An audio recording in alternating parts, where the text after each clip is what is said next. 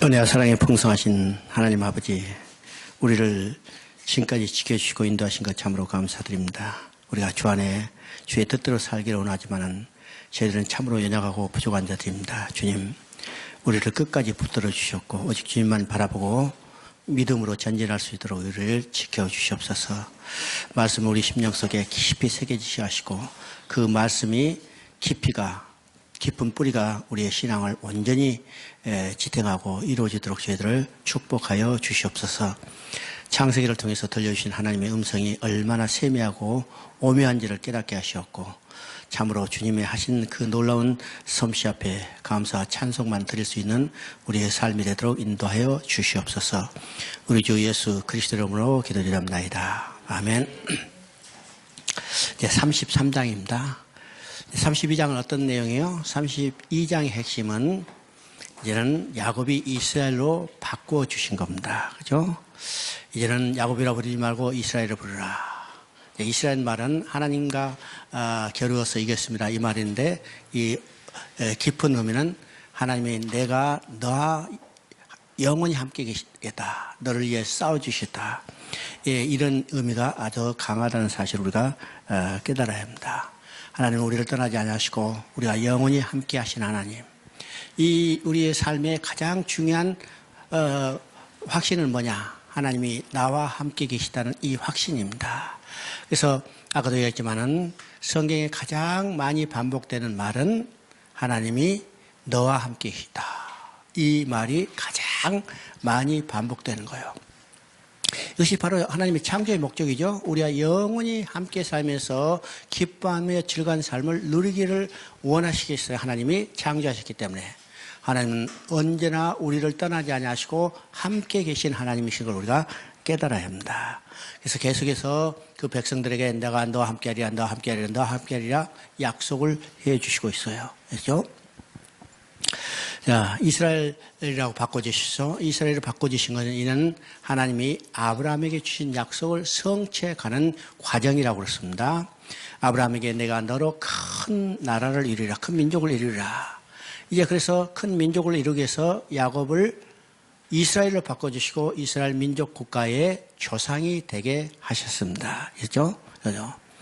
이제 33장은 이제는 야곱을 죽이려고 쫓아오는 에서와 야곱이 만나는 장면입니다. 이 장면에서 우리가 주목해서 볼 것은 야곱이 에서를 만나는 대응이 바뀌었다는 사실을 알아야 해요. 그렇죠? 2절부터 3절까지 한번 읽어봅니다. 4절까지 읽어봅니다. 야곱이 눈을 들어보니 에서가 400명의 장정을 거느리고 오고 있는지라. 그의 자식들을 나누어 레아와 라헬과 두 여종에게 맡기고 여종들과 그들의 자식들은 앞에 두고 레아와 그의 자식들은 다음에 두고 라헬과 요셉은 뒤에 두고 자기는 그들 앞에서 나아가되 몸을 7번 땅에 굽히고 그의 형 에서에게 가까이 가니 에서가 달려와 그를 맞이하여 안고 목을 어근 맞추어 그와 입 맞추니 서로 우니라. 자, 이 대응이 바뀌었죠. 어떻게 대응이 바뀌었어요? 32장에서는요 앞으로 다 내모르고 야곱 혼자 지금 남아있어. 제일 뒤에. 근데 지금요 이스라엘로 바꿔진 후에 자기 형 에서를 만나는데 지금 똑같잖아요. 에서는 400명의 군사를 데리고 쫓아오지만은 야곱은 어떻게 해요? 이제는 대응이 완전히 바뀌었어요. 어떻게 바뀌었어요? 야곱이 제일 앞서 있는 모습을 보게 됩니다. 이건 어떤 의미예요? 자기는 우선요 인간적으로 생각하면 처자식 보호하는 거예요. 전에는 처자식 내팽개쳤는데 이제는 처자식 보호하는 거고, 이제는 자기가 모든 것을 책임지게 했다는 이 생각이 바뀌니까 이제는 앞서 나가는 겁니다. 이게 일단은 변화된 사람의 모습이죠. 변화된 사람의 모습입니다. 그리고 지금 어떻게 해요? 3절에 보니까 자기는 그들 앞에 나가서 몸을 7번 땅에 굽히되어 그의 형 에서에 가까이 가니 에서가 달려와서 그를 맞이하여 안고 목을 어글 맞추어 그의 입 맞추고 서로 우니라. 여기도 변화된 모습이죠. 변화된 모습입니다. 지금 에서가 지금 왜 야곱에게 쫓아왔어요? 야곱을 죽이려고 지금 400군사를 데리고 왔는데 지금 완전히 바뀌었죠. 쫓아와가지고 서로 안고 어떻게 했어요? 입을 맞추고 통곡하는 거예요. 형제의 화해가 이루어지는 겁니다. 언제요? 야곱이 그 앞에서 7번 엎드려 몸을 굽혀 엎드려 자기의 잘못을 회개하고 자복할 때요.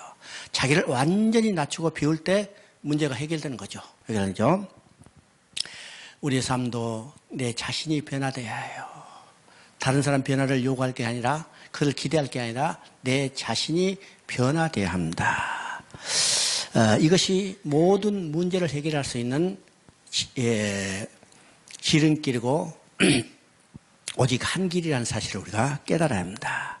내가 주님 앞에 철저히 해가고 주님의 은혜를 입는다면 주님께서 상대방도 마음도 녹여주시는 거예요. 녹여주시죠? 우리가 아무리 변명하고 합리화해도 상대방이 변화되지 않으면 할 수 없죠. 근데 내가 낮아지고 내가 회개하고 내가 변화될 때 주님께서 상대방의 마음도 변화시켜 주시는 겁니다. 그래서 성경은 말하죠. 원수 갚는 것을 내가 하지 말고 내게 맡기라. 내게 맡기라. 우리는 우리의 문제를 해결하기 위해서 자기 스스로 해결을 하지만은 이 문제를 해결할 수 없어요. 어떻게 해결할까? 모든 것을 다 주님께 맡길 때, 그죠? 주님께 맡기게. 그리고 자기 모든 이 주장과 모든 것을 버리면 어떻게 돼요? 하나님이 그것을 책임져 주신다는 사실을 우리가 보게 됩니다.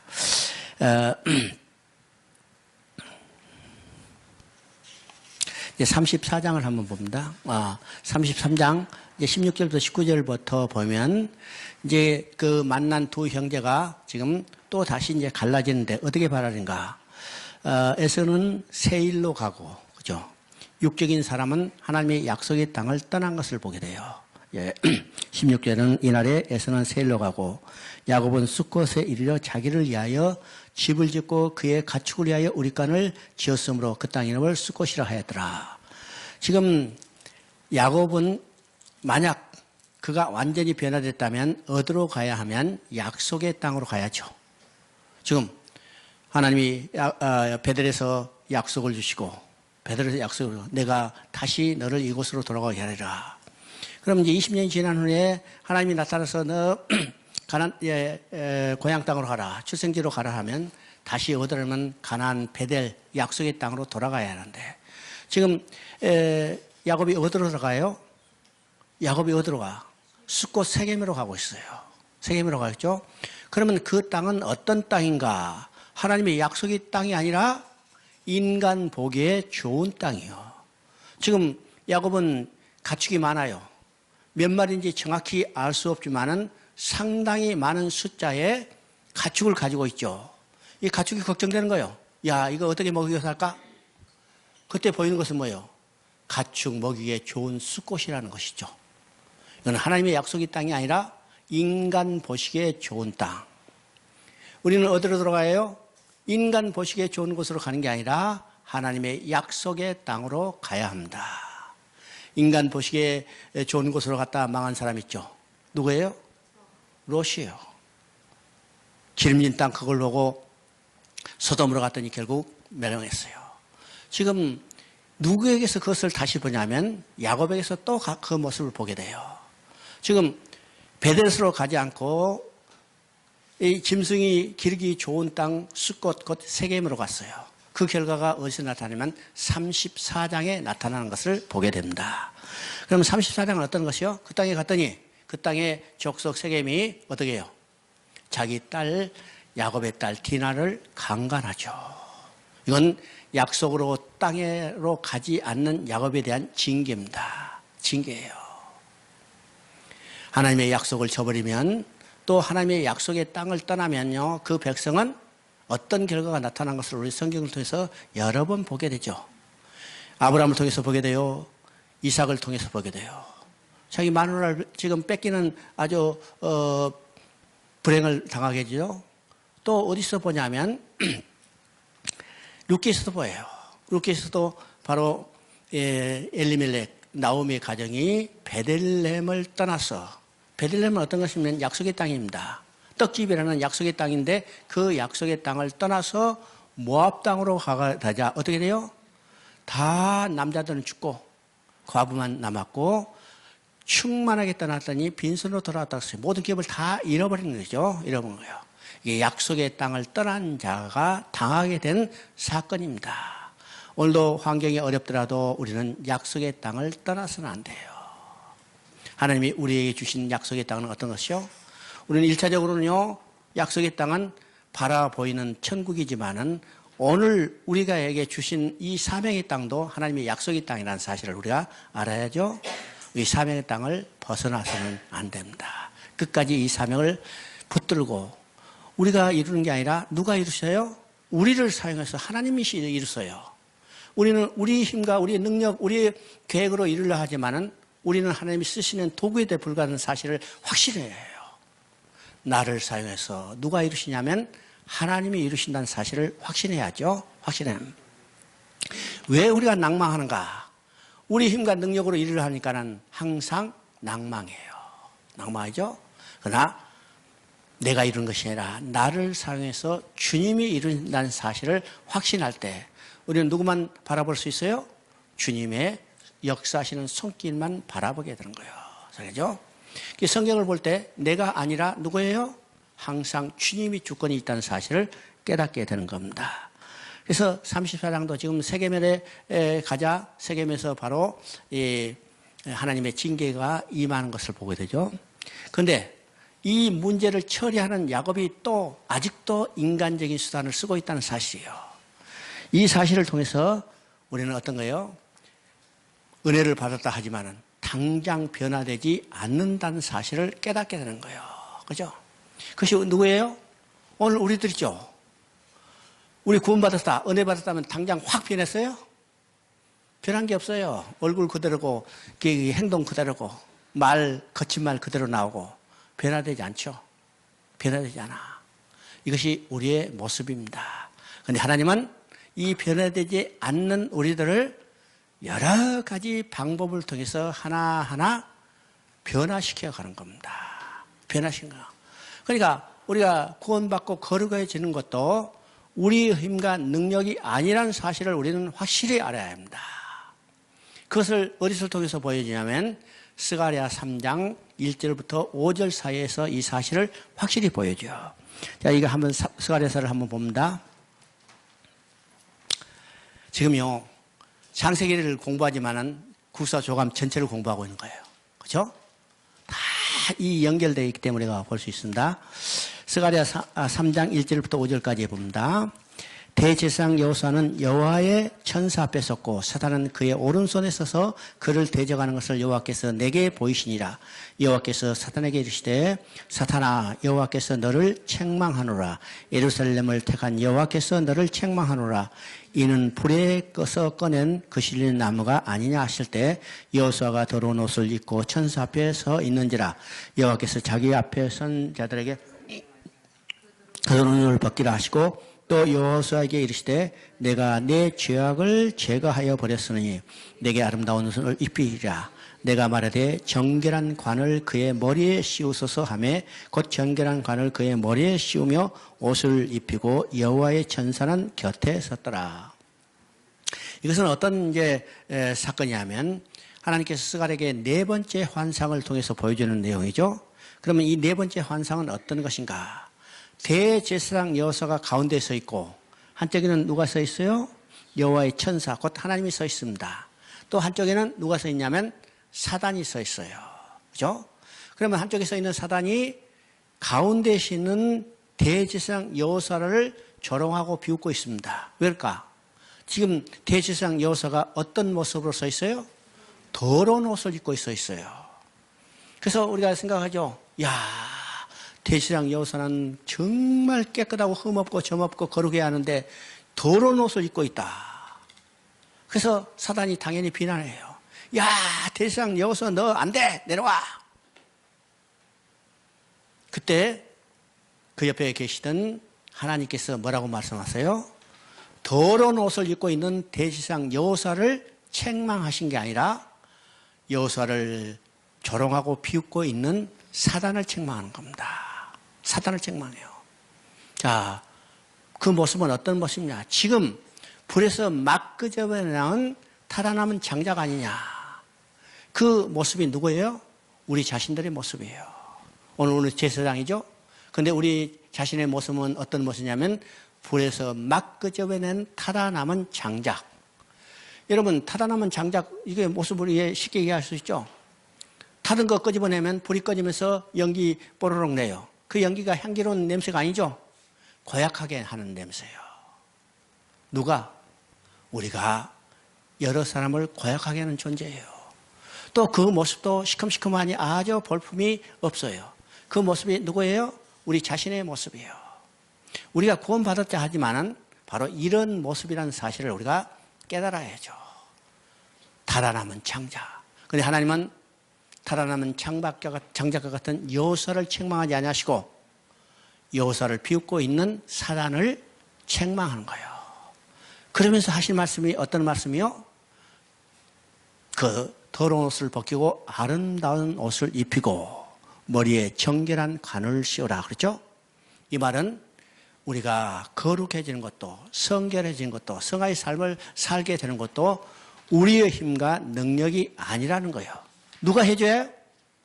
하나님께서. 다른 말하면 성령의 역사가 있어야만 우리가 거룩한 삶, 정결한 삶, 성화의 삶을 살게 된다는 것을 우리가 깨닫게 되는 겁니다. 그래서 날마다 우리가 하나님 앞에 엎드려 기도할 것은 주여, 오늘도 나를 주의 권능 손으로 붙들어 주셔서 내가 하나님 뜻에 합당한 거룩한 삶을 살 수 있도록 나를 지켜주시고 인도하여 주시옵소서. 그 기도밖에 못하죠. 그 기도를 하고 나서도 우리는 또 어떻게 해요? 바울과 같은 고백을 하죠. 내가 원하는 선은 행하지 않고 원치 않은 악을 행하는도다. 날마다 그 고백 속에서 우리는 살아가지만은 그러나 우리의 확신은 뭐냐? 우리 안에 주님이 계시다는 사실을 확신할 때 내가 아니다. 내 속에 계신 주님이 나를 거룩한 삶을 살 수 있도록 인도해 가신다는 사실을 우리가 깨닫게 되는 겁니다. 깨닫죠. 그러니까 우리가 처음부터 끝까지 누구에 의존할 수밖에 없어요? 주님께 의존할 수밖에 없어요. 우리 힘이 아닙니다. 오직 주님이 나를 구원해 주시고 나를 거룩한 삶을 인도하시고 나를 영원하게 하는 삶으로 인도해 주기를 우리는 기도할 수밖에 없죠. 우리 이제 34장에서 보면 이제 이 강간다는 사건을 처리하는 야곱은 아직도 인간적인 생각, 자기 자신에 집중하고 있는 것을 우리가 보게 됩니다. 34장 30절을 한번 봅니다.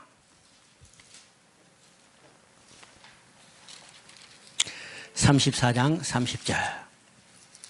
야곱이 시몬과 레에게 이르되 너희가 내게 화를 끼쳐 나로 하여금 이 땅 주민 곧 가나안 족속과 브리스 족속과 악취를 나게 하였도다. 나는 수가 적은즉 그들이 모여 나를 치고 나를 죽이리니 그러면 나와 내 집이 멸망하리라. 지금 이제 시몬과 레이가 어떤 일을 저질렀어요?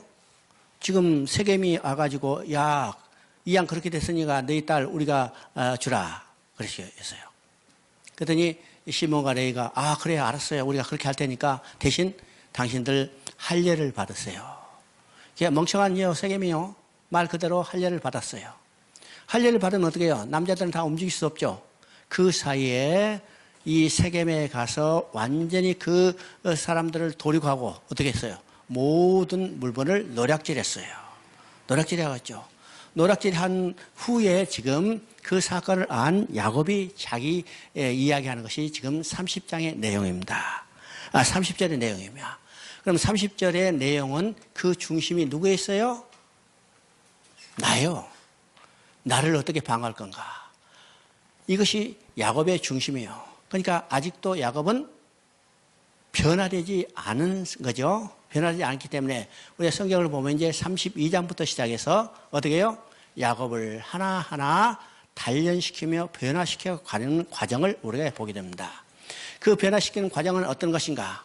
야곱의 귀한 것을 하나하나 하나님이 빼들어가요. 제일 먼저 뭘 빼들어갔어요? 야곱이 가장 귀하게 여기는 자기 육신을 빼들어갔어요. 허리뼈 등골을 등골을 여기 쳤죠.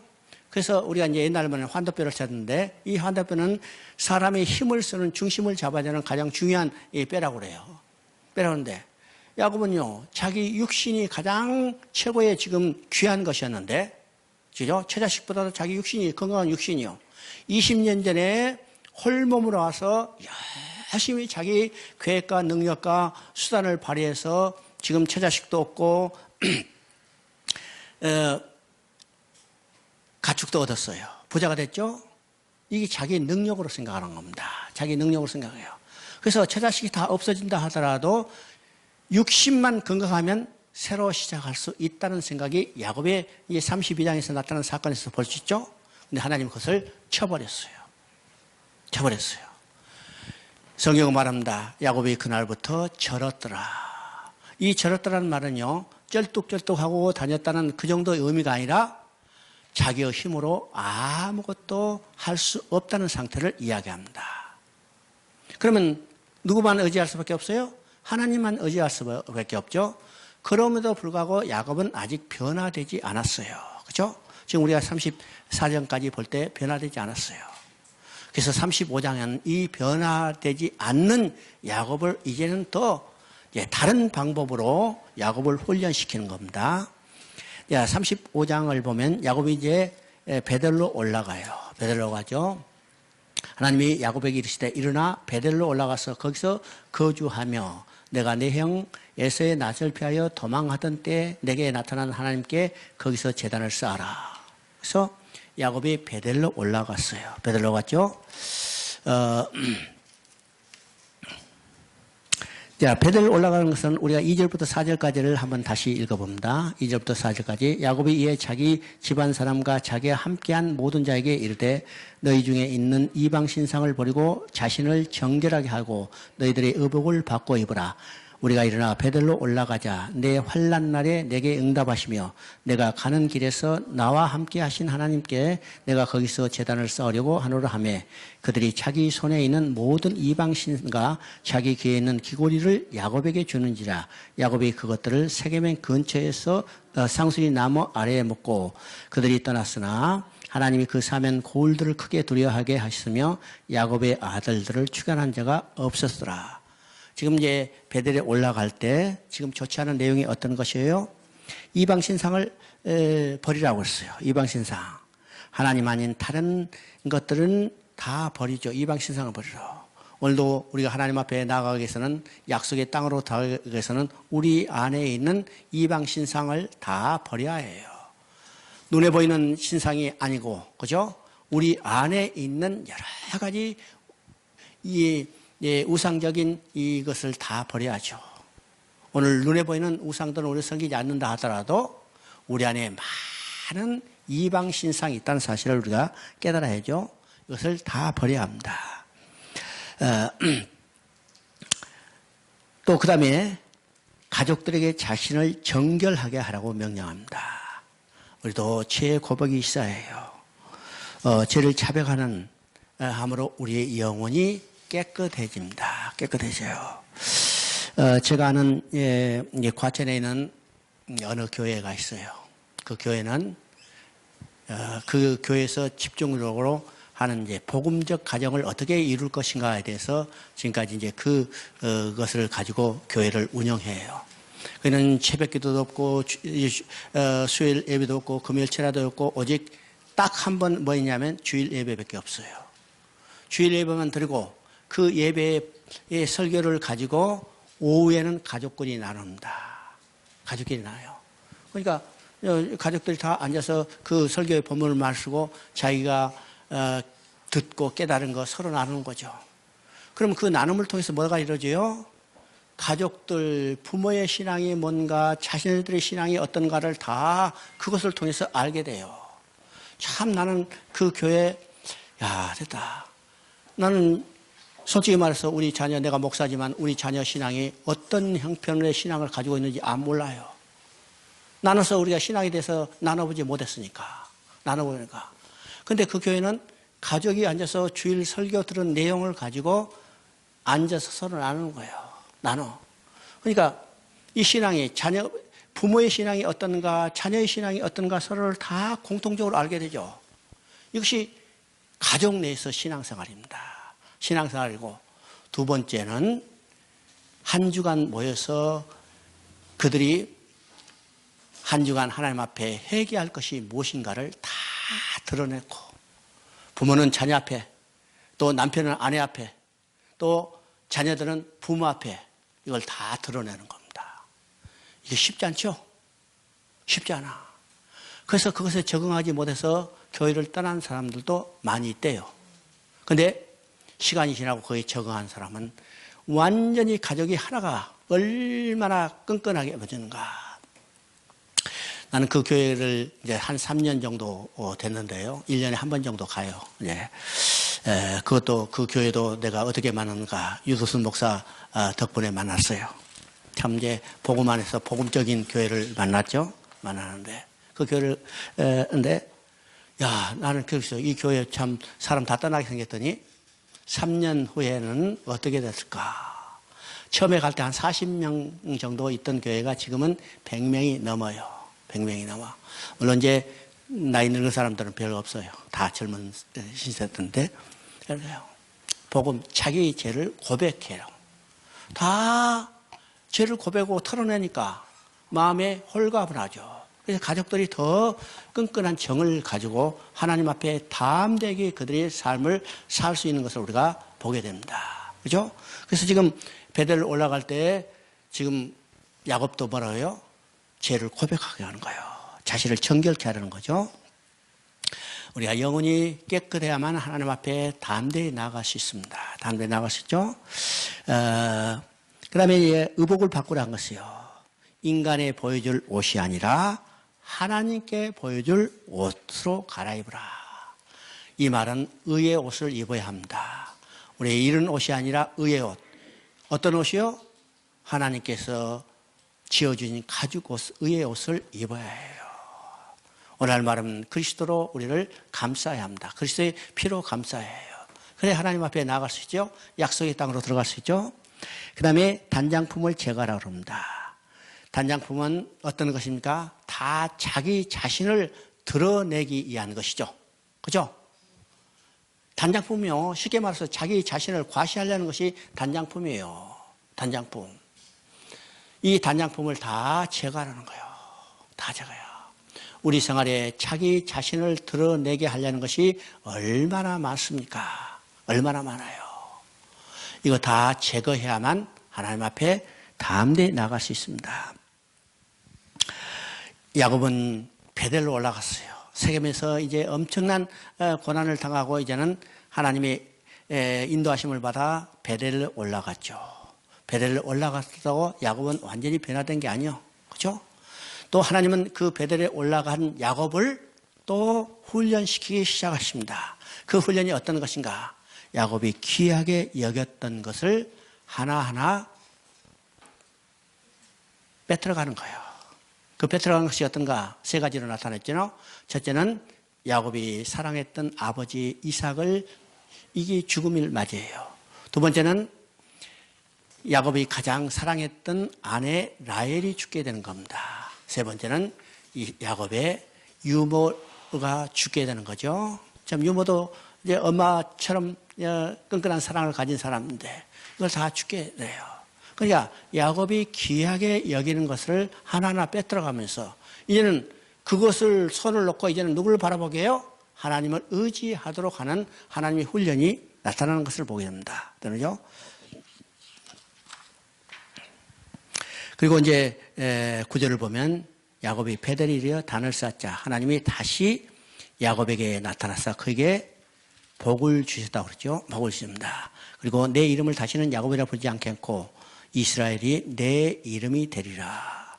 그리고 11절을 보면요. 생육하고 번성하라 국민과 많은 국민이 내게서 나고 왕들이 내 허리에서 나오리라.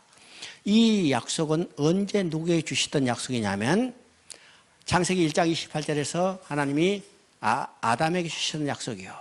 이 약속이 누구에게 연결되냐면 창세기 9장 1절에서 노아에게 보존 언약으로 연결됐죠. 그리고 지금 야곱에게 그 약속이 다시 기억해 하고 있는 것을 우리가 보게 됩니다. 내가 아브라함과 이삭에게 준 땅을 내게 주고 내 후손에게 주리라. 이거는 2차 언약은 1차 언약의 때 하나님께서 베델에서 주신 언약과 동일한 내용입니다. 되죠? 우리는 이제 여기서 35장에서 두 개의 단을 볼 수가 있죠. 두 개의 단을. 그럼 첫째는 어디서 보냐면 세겜에서 쌓았던 엘로헤 이스라엘이에요. 그죠? 엘로헤 이스라엘이요. 근데 지금 여기서는 엘베델이란 단을 보입니다. 엘이라는 것은 하나님이라는 거죠. 예. 베델의 하나님. 베델의 하나님. 우리 이제 찬송가에도 나올 때 베델의 하나님, 베델의 하나님. 여기서 쌓는 것은 이제 34장과 35장에 지금 두 단을 우리가 보게 됩니다. 그러면 이 두 단 사이에는 어떤 차이가 있을까? 이것은 단순한 장소의 문제가 아니라는 사실을 우리가 깨달아요. 단순한 장소의 문제가 아니라 언약의 문제입니다. 언약은요. 엘헬로 이스라엘이라는 이 단에서는 하나님의 언약이 없었어요. 그러나 베델은 어떤 것이요? 하나님의 언약이 있는 단입니다. 또 하나님은요 자신의 베델의 하나님이라고 말씀하시죠. 베델에는 회개가 있었고 세겜에는 회개가 없었다는 사실입니다. 베델에는 하나님이 나타남이 있었고 세겜 엘레로의 이스라엘은 하나님이 나타남이 없었습니다. 그래서 결국은요 야곱은 베델로부터 출발해서 베델로 다시 돌아온 것을 우리가 보게 되죠. 그것은 다시 원점으로 돌아온 것만이 아니라 야곱으로 출발하였다가 이제는 뭘 시대에서 돌아왔어요? 이스라엘에서 돌아온 것입니다. 단신으로 떠났지만 이제는 12족장을 거느리고 돌아온 것입니다. 이것이 야곱에게 하신 하나님의 계획하심이었습니다. 그러니까 야곱이 그것을 이루고자 하는 자기 계획이 아니라 철저히 하나님의 주권 속에 하나님이 이루어 가시는 사실을 우리가 깨닫게 되죠. 인간이 아무리 발버둥 쳐봤자 하나님의 주권 속에 있다는 사실을 우리가 보게 돼야 해요. 보게 돼야 합니다. 그래서 우리가 고난을 덜 받으려면 어떻게 해요? 고난을 덜 받으려면 빨리 손들어야 해요. 항복해야 해요. 그렇죠? 버티면 버틸수록 얻어맞는 거죠. 얻어맞아요. 근데 야곱은 여기서 또 베델에서 제단을 쌓았지만은 변화되지 않는 모습을 우리는 계속해서 보게 됩니다. 그때만 하나님은 어떻게 해요? 야곱이 귀하게 여기는 것을 하나하나 뺏어가요. 뺏어가죠? 쉽게 얘기하면요. 37장에서 어떻게 해요? 가장 사랑하는 아들 요셉을 잃게 돼요. 이렇게 되죠? 또 43장에는 자기 생명보다 귀한 아들 베냐민을 애굽에 보내게 되죠. 야곱은 아무것도 가진 것이 없어요. 그때 드디어 하나님의 온전한 하나님만 의지하는 사람으로 변화되는 것을 우리가 보게 됩니다. 보게 돼요. 우리가 지은 것을 빨리 놓아야죠. 빨리 손들어야죠. 그래야 하나님이 그를 들어서 하나님의 계획과 목적을 해서 쓰시고 하나님의 영광을 드러내는 사실을 우리가 보게 됩니다. 맞아요? 그게 나오죠. 35장에 야곱이 귀하게 여기던 것을 하나하나 빼앗아 가는 것을 보게 됩니다. 8절에서는 리브가의 유모 들어가 죽고 18절에서는 라헬이 베냐민을 낳다가 죽고 29절에는 아버지 이삭이 죽습니다. 이것은 야곱이 가장 귀하게 여기는 것을 빼앗아 감으로 하나님만 의지하도록 하는 훈련이었습니다. 야곱이 세겜을 떠날 때 하나님께서 사면고를 크게 두려워하셨으므로 야곱의 아들들을 추격하는 게 없더라고 말씀합니다. 오늘 하나님께서는 출애굽하는 이스라엘 백성을 추격하는 바로의 군대를 용납하지 아니하시고 그를 지켜주시는 하나님을 우리가 찬양해야죠. 36장은 아주 간단한 내용입니다. 이건 야곱의 족보를 내보기 전에 바로 에서의 족보를 내보내는 거죠. 이 족보를 통해서 태감받은 자, 태감받지 못한 자를 드러내는 겁니다. 드러내는 거죠. 자, 우리 이제 133초에 보면 1-4-3번을 한번 봅니다. 에서는 야곱의 삼촌 라반의 집에서 종살이를 하고 있을 때 벌써 세일산의 왕이 되었습니다. 그렇죠? 왕이 됐어요. 그러니까 야곱은 지금 죽도록 지금 고생하고 있는데 에서는 육신의 사람 에서는 뭐가 됐어요? 왕이 됐어요. 세상의 왕이 됐어요. 그러나 에돔 독성은 그러한 영광이 오래가지 않았습니다. 장차 이스라엘의 번영과 비교할 때 전혀 비교되지 못할 영광이었던 것입니다. 에서의 축복은 잠시였고 야곱의 축복은 영원한 것이었습니다. 에서에게는 하나님의 환상도 하나님과의 교제도 천사의 접촉도 없었어요. 에서는 깰 때 하나님의 형상을 만족한 일도 없었고 하나님의 자녀의 복을 누린 일도 없었습니다. 번영했으나 그런 저주의 백성이 있다는 사실이죠. 결국 약속을 소유한 자가 물질을 소유한 자를 정복하고 다스리게 됨을 우리가 보게 됩니다. 그렇죠? 그러니까 성경은 말하죠. 악인의 형통함을 부러워하지 말라. 악인도 세상적으로 물질적으로 복을 누릴 수 있고 또 어느 정도의 성과를 올릴 수 있어요.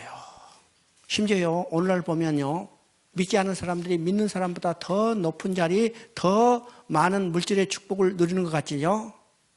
근데 그 결과는 어떻게 돼요? 지금 에서를 보고 우리는 깨닫게 되는 겁니다. 오바데스 하면 우리가 성경에 어디 있는지 잘 모르지만은 오바데스는 바로 에서의 후손이 세운 에돔이라는 나라의 멸망에 대해서 이야기해요. 멸망에 대해서 해요. 이건 철저히 멸망시키는 것을 보게 되죠. 철저히. 그러니까 육신적으로 또는 물질적으로 복을 누렸다 해서 이것이 다가 아니라는 사실을 우리는 믿는 사람의 눈으로 볼 때는 확신해야 합니다. 확신해야 해요.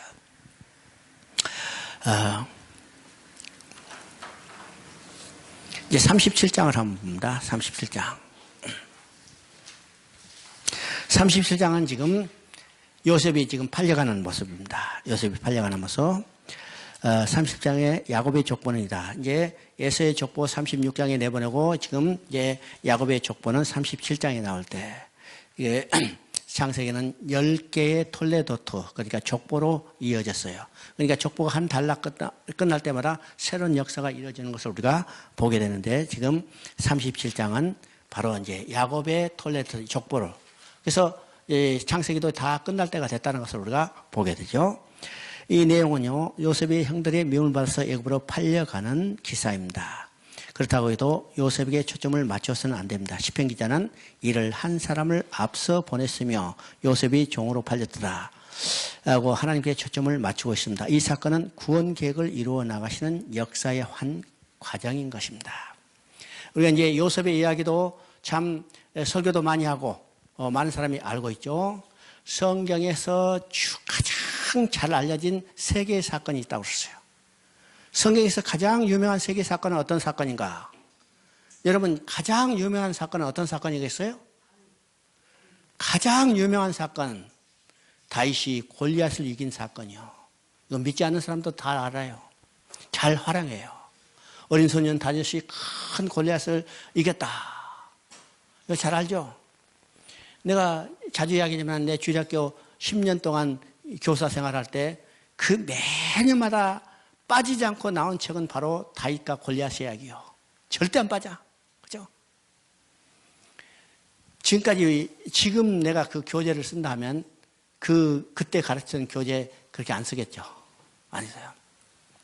여러분, 이제 세 가지 아주 우리가 잘 알려진 사건이 있습니다. 첫째는 다윗이 골리앗을 이긴 사건. 두 번째는 다니엘의 세 친구가 풀물에 들어갔어도 머리털 하나 상하지 않고 나온 이야기. 그렇죠? 세 번째는 바로 이 이야기예요. 요셉이 팔려갔지만은 국무총리가 됐다. 이 이야기죠. 이 이야기를 어떻게 이야기한가?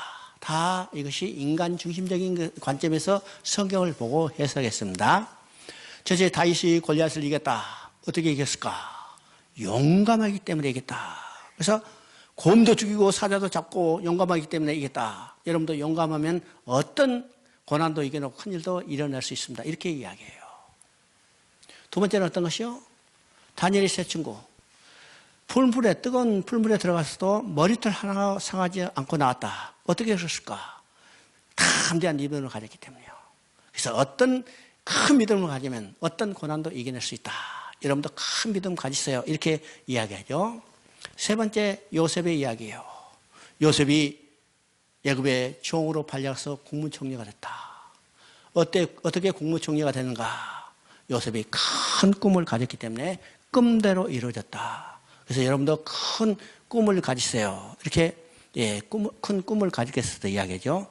지금은 요새는요 비교적 이제 많이 쓰지 않은 것 때문에 아는데 전에요 10여 년 전부터 시작하던 교회 이게 뭐랄까 이거 표현하면 다 비전 꿈이요.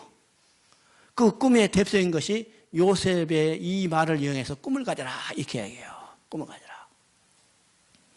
그럼 성경에서 꿈은 누가 주시고 누가 그 꿈을 성취하는가? 인간이 꾼 꿈이 아니라 하나님이 그 꿈을 주시고 그 꿈은 누가 성취하냐면 하나님 자신이 성취한다는 사실을 보게 됩니다. 우리가 지금 2월부터 3개의 꿈이 나와요. 3개의 꿈이 나. 어떤 꿈? 요셉의 꿈이 나와요. 두 번째 꿈은 술 가난의 꿈이 나와요. 세 번째 꿈은 바로의 꿈이요. 이 세 가지 꿈은요, 다른 꿈이 아니라 동일한 꿈이라는 사실을 우리가 알아야 합니다. 동일한 꿈. 그럼 어떻게 해서 동일합니까? 하나님이 하나님의 구원 계획을 이루어 가시는 역사를 이루는 거죠.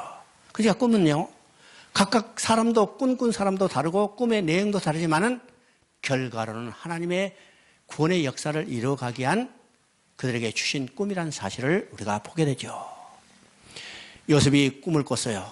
그것으로 인해서 어떻게 되세요?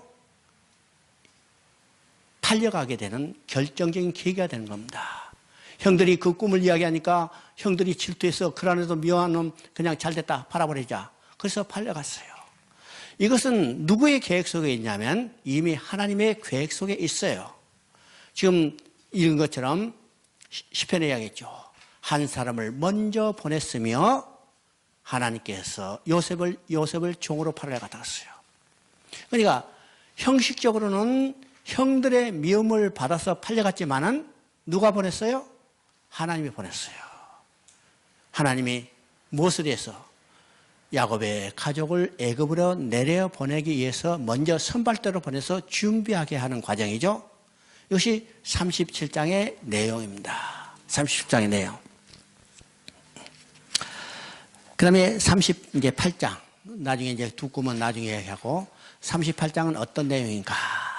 38장은 성경에서 참 불미스러운 장 중에 하나입니다. 불미스러운 이제 대표적으로 이제 이 엔티 그리스도인들이 보면 참 성경 추잡하고 더러운 책이다 이렇게 이야기하는 사람들 있어요. 근데 이 유다의 이야기죠. 이 유다의 이야기. 만약 이 성경 38장이 있지 않다면 우리는 하나님의 자녀가 될 수 없다는 사실을 알아야 합니다. 그렇죠? 알아요. 이 내용은 어떤가? 여자의 후손이 끊어지지 않도록 이어주는 하나님의 계획 속에 있다는 사실을 알아야 해요. 그렇죠? 그러면 이것이 뭘까 연관되냐면 기업 무르기와 연관됩니다. 기업 무르기. 그럼 기업 무르기는 어떠냐면 레위기 25장에 희년이 나팔이 벌려지면 모든 것이 온상으로 회복되는 기업 무르기가 있죠. 이 기업 무르기에 대해서 가장 대표적인 사건이 어떤 사건이냐면 룻기 사건입니다. 룻기는 아주 직접적으로 이 기업 무르자에 대해서 이야기를 해요. 기업 무르자. 그러면 이제 룻기 하면 우리가 일반적으로 어떤 생각을 하냐면 룻이 나오미를 잘 섬겼더니 복받았다. 여러분도 부모 잘 섬기면 복받는다. 이런 이렇게 이야기하지만은 우리가 성경을 했을 때 가장 중요한 전제는 어떤 것이었어요? 성경이 내게 대해서 증거한 것이라. 그럼 성경 66권 전체가 누구를 증거하냐면 예수 그리스도를 증거하는 거예요. 그죠? 그러면 성경 66권 전체가 예수 그리스도를 증거하면 룻기도 성경이요. 룻기도 성경이기 때문에 룻기도 누구를 증거하냐면 예수 그리스도를 증거하는 거죠. 증거하는 거.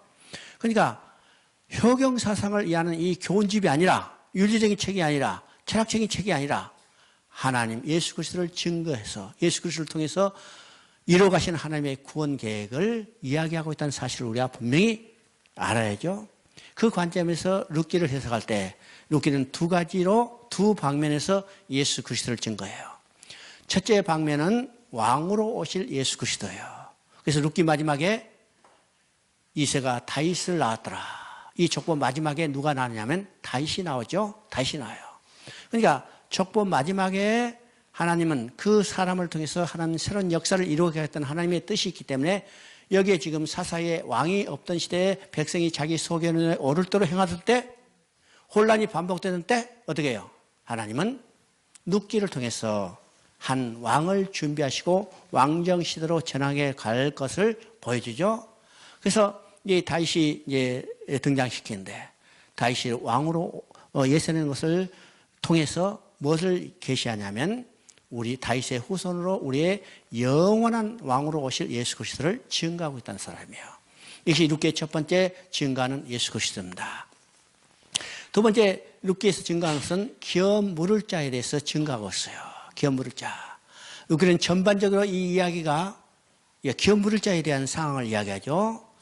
자, 베들레헴에 흉년이 되니까 엘리멜렉 곧 나오미 가족이 모압 땅으로 갔어요. 그렇죠? 모압 땅으로 갔어요. 모압 땅으로 간지 얼마 되지 않아서 그 남편 엘리멜렉은 죽고 10년쯤 지나서 두 아들 멜렘과 기론이 다 죽었어요. 그러면 뭐만 남았어요? 세 과부만 남았어요. 세 과부만 남았죠. 또 우리의 나오미의 가정은 풍만하게 떠나는데 빈손으로 돌아왔다고 그랬죠. 그러면 기업 물을 자에 대해서 이야기하는데, 기업 물을 자가 감당할 사명이 뭘까? 우리 네 가지로 이야기해요. 첫째는 어떤 사람이 하나님이 주신 기업을 다 잃어버렸다면 가장 가까운 친척이 이 돈을 갚아주고 잃어버렸던 기업을 원주인에게 돌려주는 것입니다. 이것이 첫 번째 기업 물을 자의 사명이에요. 두 번째는 어떤 사람이 가난해서 빚을 많이 졌어요. 갚을 길이 없으니까 어떻게 하냐면 자기 자녀를 종으로 팔았어. 그러면 가장 가까운 친척이 돈을 갚아주고 종으로 팔려갔던 이 자녀들을 부모에게 돌려주는 겁니다. 세 번째 이제는 계대 결혼이라는데 이것이 창세기 38장과 연관이 있죠. 그러면 계대 결혼은 어떤 것인가? 어떤 사람이 결혼했는데 후손이 없이 죽었어요. 그러면 후손이 없이 죽었으면 동생이 형수하고 결혼해서 자녀를 낳아서 형의 후사를 이어주는 겁니다. 이것이 계대결혼이요. 그러면 지금 38장은 어떤 거예요? 창세기 38장은 이 계대결혼에서 이야기하는 겁니다. 계대결혼. 유다가 세 아들이 있었는데 첫째 아들 엘이 다말과 결혼했어요. 근데 엘이 악하게 행하니까 하나님이 일찍 쳤죠. 자, 후사가 없이 죽었어. 그래서 유다가 둘째 아들 오난을 다말과 결혼을 시켰어요. 근데 오난은 자기가 열심히 힘써서 자식을 낳아봤자 자기 후사가 되지 않을 것을 알고 어떻게 해요? 아예 그냥 밖에다 설정을 했다고 했어요. 하나님이 그것을 악하게 이기시고 어떻게 해요? 오난도 쳤어요. 유다가 생각할 테니까 셋째 아들 너 이제 다말에게 줘봤자 죽을 것 같으니까 어떻게 해요? 핑계 삼아서 이 아들이 클 때까지 기다리라 하고 다말을 친정에 쫓아보냈어요. 다말이 친정에 쫓겨와서 절치부심 가운데 기다리고 있을 때 그때 유다가 거기에 양털 깎으다 온다는 소식을 듣고 기생으로 변장했다가 자기 시아버지를 유혹해서 동침을 했어요. 동침한 결과 어떻게 해요? 임신했죠. 과부가 임신했다. 이 부정한 저지를 했다 해서 불태워 죽이려고 그러죠. 그때는 과부가 이 부정한 짓을 하면 돌에 맞아 죽이거나 돌을 던져 죽이거나 또는 불에 태워 죽인데 이 지금요 불에 태워 죽이를 할 때 이 다말이 자기 시아버지로부터 받았던 증표를 시아버지에게 돌려줘요. 유다가 그것을 받고 깜짝 놀랐죠. 깜짝 놀랐어요. 그러고 하는 말이 어떤 거요? 이제 38장에 나옵니다. 38장 26절 보니까 유다가 그것을 알아보고 이르되 그는 나보다 옳도다. 내가 그를 내 아들 셀라에게 주지 아니하였음이라 하고 다시는 그를 가까이 하지 아니하였더라. 이 증표를 받아보고 그가 나보다 옳도다 그랬어요. 누가? 다윗이 유다보다 옳다는 거죠. 이건 윤리적으로 옳다는 말이 아니라 하나님의 뜻을 행하고 있다는 거예요. 그러면 하나님의 뜻은 어떤 것이요? 유다의 후손이 끊어져서는 안 되는 겁니다. 안 되는 거죠? 그래서 다말은 자기의 생명을 무릅쓰고 죽음을 무릅쓰고 이 하나님의 뜻을 이루어낸 것입니다. 유다의 후손이 끊어지지 않도록 이루어진 거죠. 이것이 계대결혼이요. 계대결혼. 바로 이 창세기 38장은 이 계대결혼, 기업 무르기에 대해서 이야기하는 겁니다. 이야기하는 거. 지금 이제 룻기로 다시 돌아가면 지금 이 룻기에는요 남편 죽고 두 아들 죽고 세 가부만 낳기 때문에 기업력이 후손이 없어졌죠.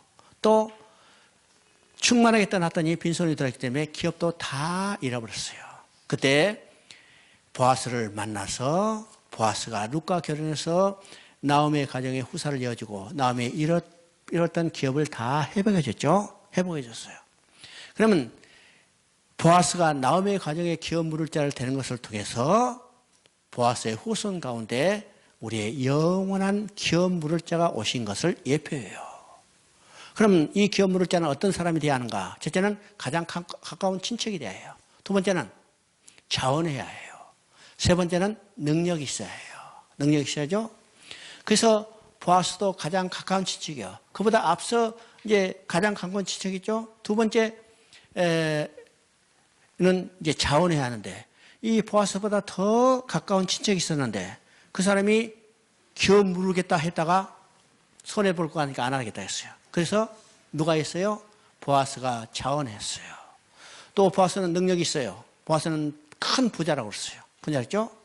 그러니까 가장 가까운 친척이 하고 자원해야 하고 세 번째는 능력이 있어야 해요. 그래서 보아스가 나오미 가정에 기업 물을 자가 됐어요. 보아스의 후손으로 오실 예수 그리스도가 우리 기업 물을 자가 되신 것이죠. 우리 기업 물을 자. 예수님은 이 땅에 육신을 입고 오셔서 우리를 형제라 부르기를 부끄러워하지 아니하시고, 그죠? 형제라 부르기를 부끄러워하지 아니하시고, 예수님은 말씀하십니다. 내가 맏아들이고 너희는 내 동생들이야. 형제의 가장 가까운 친척이요. 두 번째는요, 자원이에요. 내가 스스로 죽으러 왔노라. 예수님이 죽임을 당한 것은, 예수님이 십자가에 죽으면 죽임을 당하신 게 아니라 어떻게 해요? 스스로 죽으신 거예요. 자원하신 죽음이요. 자원했죠? 세 번째는 예수님은 능력이 있는 분이요. 그분은 어떤 분이요? 만유의 주시요, 창조주시요. 그분이 능력이 있기 때문에 이 땅에 보아스의 후손으로 우리 기업 물을 자가 돼서 우리의 기업을 물려주셨죠? 그러면 우리가 잃었던 기업은 어떤 것이요? 장세 때 받았던 왕 같은 제사장을 사단에게 빼앗겨서 일생 죽기를 무서움으로 매우 종달한 일들을 다시 회복시켰어요. 그래서 우리는 어떤 자가 됐어요? 기업이 회복됐기 때문에 오늘 우리는 왕 같은 제사장이 된 거죠. 제사장이요. 두 번째 어떤 것이요? 두 번째는 우리 하나님의 아들이라는 후사가 되는 축복을 주셨죠.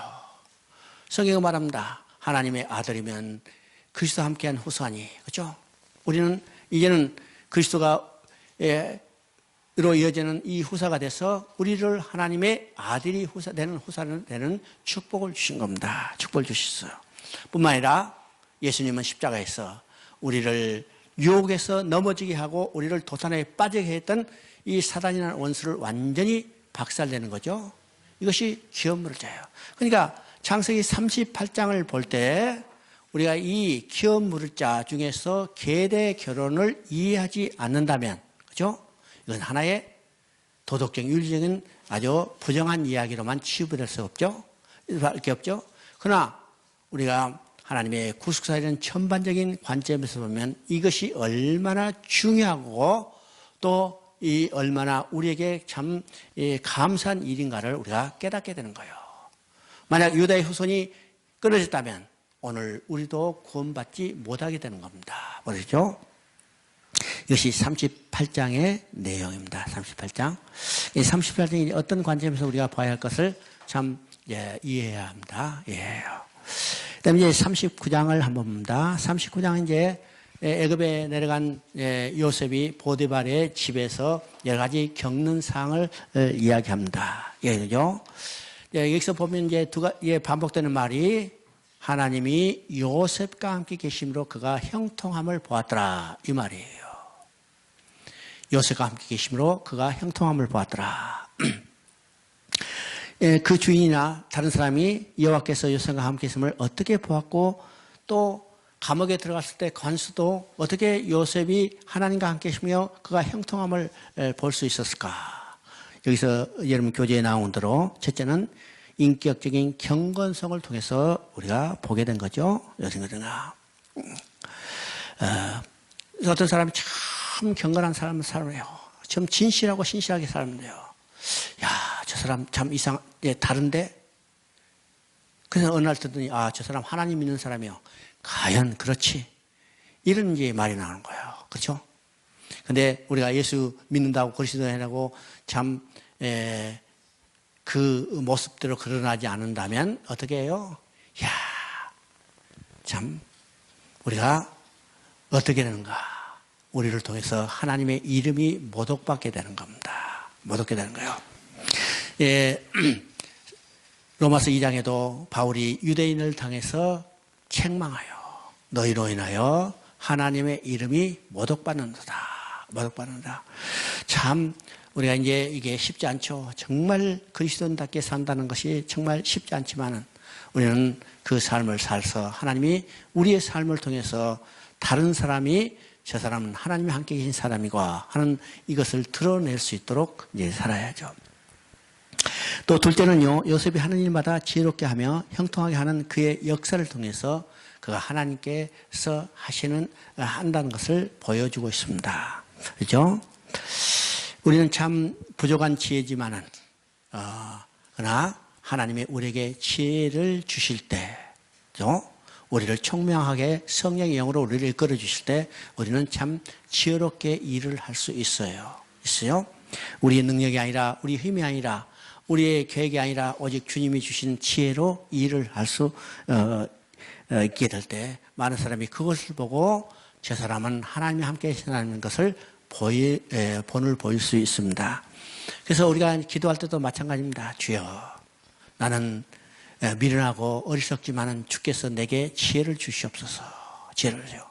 우리가 성경을 보면요, 하나님이 하시는 일 사람은 반드시 그에게 지혜와 총명의 영을 주시는 것을 보게 됩니다. 성막을 지을 때 보면요, 하나님이 부사렐이라는 사람을 불러요. 하나님이 직접 친히 부르셨죠? 부르셨어요. 그러면 하나님이 친히 부르셔서 모세가 부른 게 아니고 하나님이 친히 부사렐을 불러서 너 성막을 지어라 이렇게 했다면요, 아무렇게도 그 사람은 여기 하나님의 일을 할 것 같은데 놀라운 일은 부사렐을 부으시고 하나님이 그에게 지혜와 총명의 영을 주셨다고 이야기해요. 그러니까 우리가 하나님의 부름을 받았다고 해서 다 우리가 지혜와 총명의 것을 받은 게 아니죠. 주님께서 그에게 특별히 지혜와 총명의 영을 주셔야 해요. 주셔야죠. 그래서 우리는 날마다 기도할 것은 주여, 나는 부족하지만은 주께서 내게 사명을 감당할 수 있도록 지혜와 총명의 영을 주시옵소서. 주셔. 그 지혜와 하나님께서 주신 지혜와 총명의 영을 가지고 우리가 일을 감당할 때 어떻게 돼요? 많은 사람이 우리가 일하는 것을 보고 하나님이 함께 계시는 것을 말하게 되죠. 말하게 돼요. 우리가 이제 전도라는 것이 무엇일까? 그죠? 전도라는 것은 우리의 삶으로 하는 것이 전도라고 그래요. 그래서 삶의 전도, 말로 전하는 것보다 생활로 전하는 거죠. 삶으로 전하는 거죠. 바로 그게 누구의 본이냐면 누구예요? 요셉을 통해서 우리에게 그 본을 보여주는 겁니다. 요셉은 그 삶을 통해서 또 그 생활 자체뿐만 아니라 그가 하는 일 전체를 통해서 하나님이 함께 계신 것을 만민이 보는 사람이 다 알 수 있도록 만들어 주셨죠. 우리도 이런 삶이 되기를 참 기도하고 이루어지기를 축원합니다. 요셉이 이제 19절부터 23절까지는 감옥에 갇히는 이야기입니다. 요셉의 삶 가운데 분명히 하나님의 손길이 함께 하시고 있었지만 그에 못지않게 그에게는 어려운 시험들이 닥쳐 있었어요. 하나님이 함께 하신다고 모든 것이 다 만사형통이 아니라는 사실을 우리가 보게 됩니다.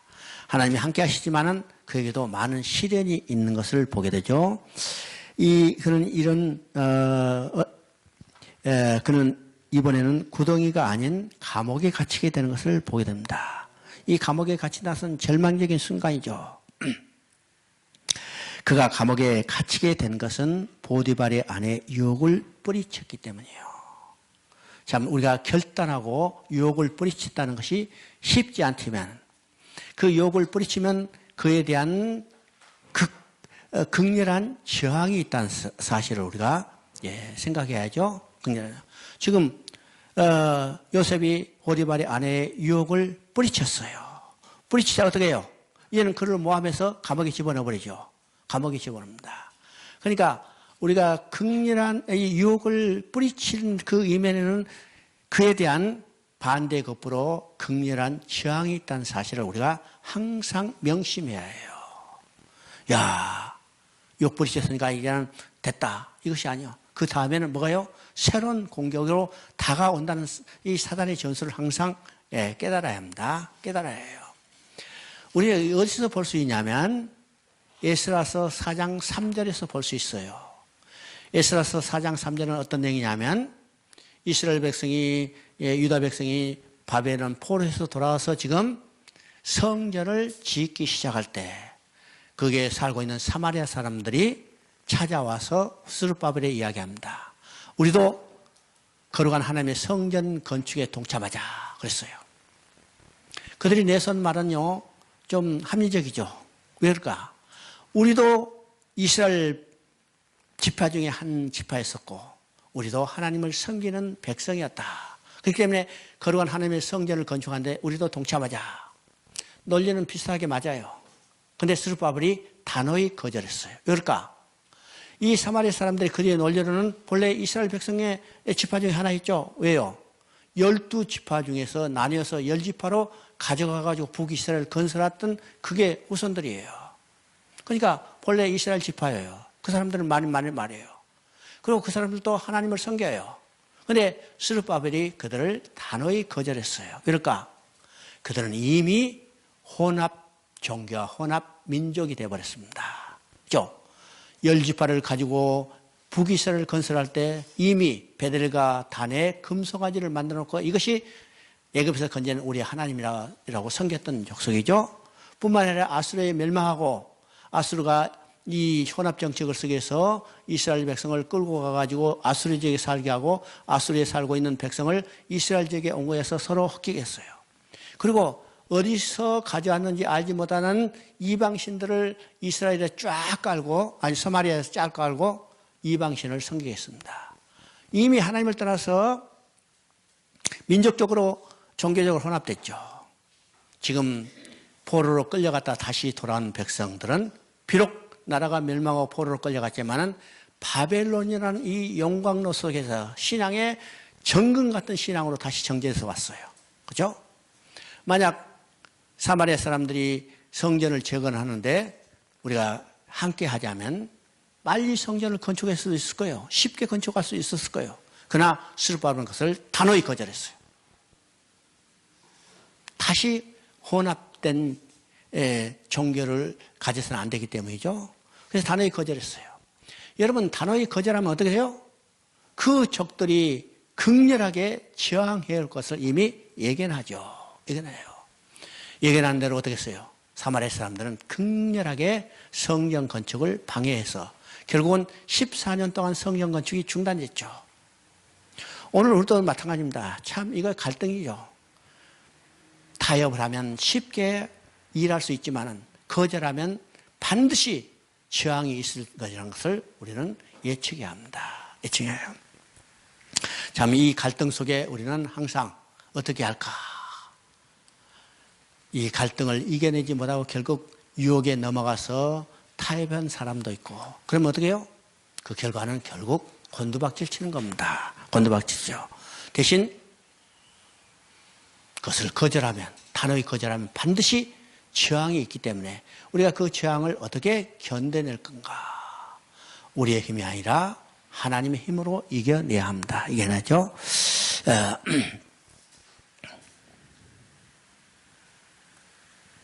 뭐 이제 바로 이제 39장은 그런 내용이고, 이제 40장은 이제 또 어떤 내용이냐면 이제 어디에 들어가는 것이요?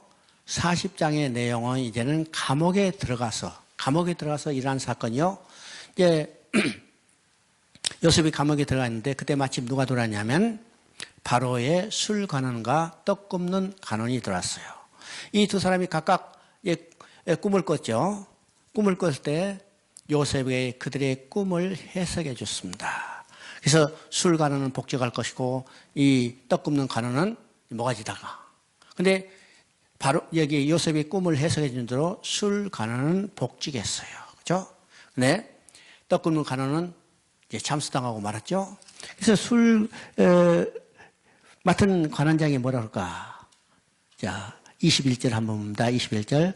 바로의 술 맡은 관원장은 전직을 회복하며 그가 잔을 바로의 손에 받들어 드렸고 떡 굽는 관원장은 외달리니 요셉이 그들에게 해석한 것 같이 되었으나 술 맡은 관원장이 요셉을 기억하지 못하고 그를 잊었더라. 자, 술 맡은 관원장이 내가 복직하면 너 당장 석방시켜주겠다 이렇게 약속했어요. 요셉은 이제 꿈 일 해석했는데 술 맡은 관원장이 복직을 했어요. 야, 기다리고 있었겠죠. 언제 소식이 오나 기다리는 결과 2년 동안 아무 소식이 없었어요. 2년 동안 아무 소식이 없는데 얼마나 이제 요셉이요 속으로 분해하고 억울해할 거아니에요. 땅을 치면서 이 사기꾼 같은 의미로 이렇게 이야기했을 거예요. 그렇죠? 근데 성경은 그 말이 없죠. 그 말이 없어요. 왜일까? 요셉은 이 모든 환경이 자신을 통해서 하나님의 계획을 성취해 가고 있다는 사실을 확신했기 때문이요. 지금 이제 술 관원장이 요셉이 약속했던 것을 기억하고 복직하자마자 어떻게 했어요? 요셉, 야, 빨리 풀어줘라. 그렇게 했다면 요셉은 어디로 갔겠어요? 요셉은 어디로 갔겠어요? 자기 집에 갔겠죠? 자기 집은 어디예요? 가나안 땅입니다. 그러니까 요셉은 가나안 땅에 있을 때 그러고 얼마 있다가 지금 어떻게 했어요? 2년 후에 바로가 꿈을 꿨어요. 바로가 꿈을 꿨죠? 바로가 꿈을 꿔서 꿈 해석할 사람을 찾는데 애굽의 박수 무슨 사람 아무도 꿈을 해석하지 못해요. 그때 2년 전의 사건을 기억한 술 관원장이 야, 내가 감옥에 있을 때 내 꿈을 해석해 준 사람이 한 사람 있었는데 그 사람이 바로의 꿈을 해석했을지 모르겠다. 그러니까 바로가 뭐예요? 빨리 찾아오라. 만약에요, 술 관원장이 자기의 약속의 것을 기억하고 요셉을 석방시켰다면 요셉은 가나안 땅에 들어갔는데 바로가 꿈을 꾸고 요셉을 찾아오려면 몇 달 걸려요? 몇 달 걸려? 걸어갔다 오면 적어도 6개월은 걸릴 거예요. 그렇죠? 6개월은 걸려. 근데 지금 요셉이 어디 있어요? 요셉이 어디 있어요? 감옥에 있어요. 감옥이 어디 있어요? 바로의 궁 안에 있어요. 데려가 하니까 난 뛰어가가지고 금방 데렸어. 5분 만에. 그죠? 5분 대기죠. 쫙 데려서 꿈을 깨서 한 거예요. 그래요? 자, 이것이 모든 것이 우리가 하나님이 이미 모든 것을 세밀하게 계획하는 것을 우리가 보게 되죠. 하나님의 계획대로 하나님의 그 원격을 이루어 가시기 위해서 이 모든 사람을 사용해서 그것을 성취해 가고 있는 것을 보게 됩니다. 우리가 41장을 봐도 이 바로의 꿈도 어떤 것이요? 하나님의 계획을 성취해 가고 있는 하나님의 계획 속에 있다는 사실을 우리가 보게 돼요. 그래서 아까 얘기했죠? 요셉의 꿈과 술 관원장의 꿈과 바로의 꿈은 다른 꿈이 아니라 동일한 꿈이에요. 왜요? 세 사람이 다른 꿈 꿨지 않습니까? 이렇게 하지만은 이 꿈은 궁극적으로 뭘 이뤄가요? 하나님의 구원 계획을 이루어가기 위한 하나님의 계획 속에 있다는 사실이기 때문에 결국은 이것을 통해서 뭘 이뤘어요? 하나님의 구원 계획을 이루어가시는 겁니다. 이루어가는 거. 그러니까 우리가 요셉의 꿈에 대해서도 꿈대로 해석해서 국무총리가 됐다. 큰 꿈을 가지세요. 이렇게 할 이야기 아니죠. 국무총리가 되게 한 것도 누가 이루셨어요? 하나님의 계획을 성취해 가시는 하나님의 계획 속에 있다는 사실을 우리가 보게 됩니다. 그래서 우리 약속의 사람들은 어떻게 해요? 우리 가운데 나타난 모든 환경과 여건을 보고 무엇을 깨달아야 하면 이것을 통해서 하나님이 어떤 역사를 이루어 가시는가를 우리가 보게 되는 거예요. 이것이 믿음의 사람입니다. 믿음의 사람. 우리가 아직도 육신이 연하기 때문에요. 환난이 더하면 자기 자신을 보고 왜일까 이렇게 생각하지만은 이는 점점 우리가 믿음이 성숙해 갈 때는 이 모든 여건을 통해서 하나님의 손길을 바라볼 수 있는 믿음으로 성장돼야 합니다. 그렇죠? 잠시 쉬었다 싶다.